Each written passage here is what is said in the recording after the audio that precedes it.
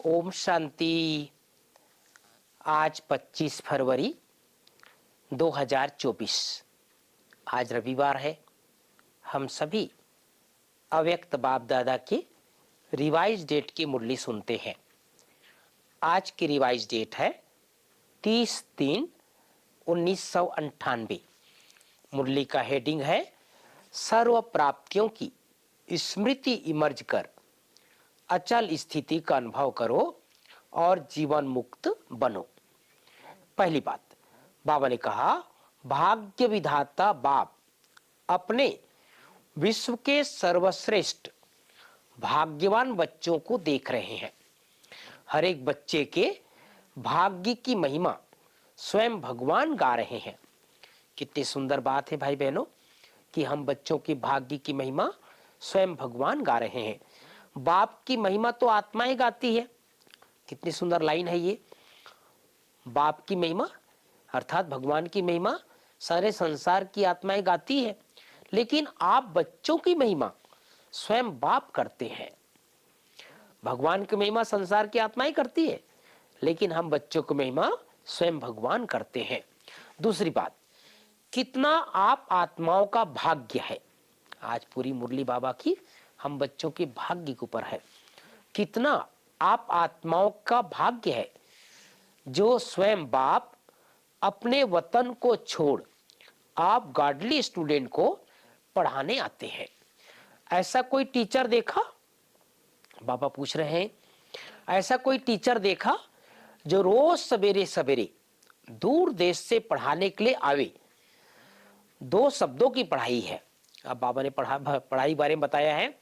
2 शब्दों की पढ़ाई है। कौन से 2 शब्द है? आप और बाप।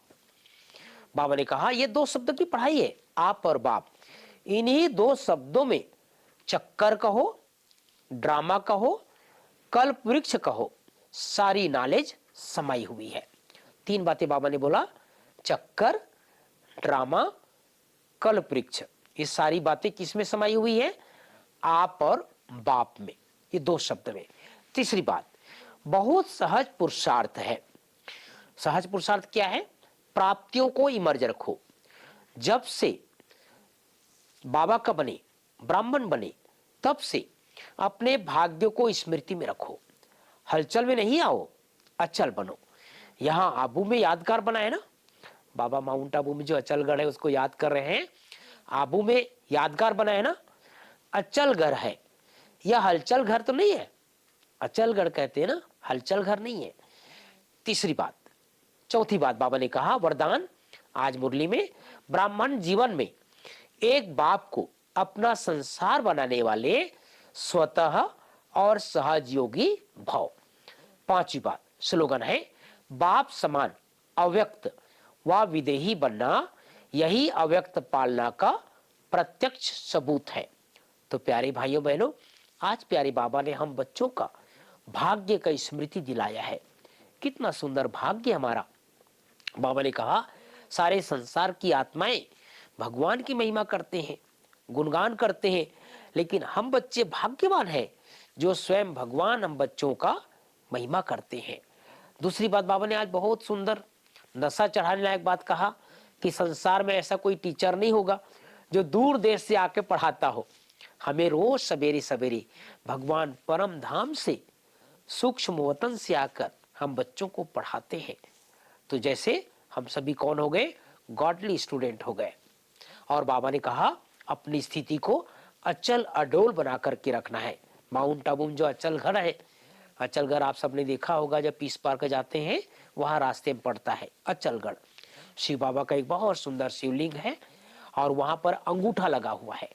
और वो अंगूठा, ऐसा मान्यता है कि अंगूठा जिस दिन हिल जाएगी उसी दिन संसार का विनाश हो जाएगा, ऐसी मान्यता है।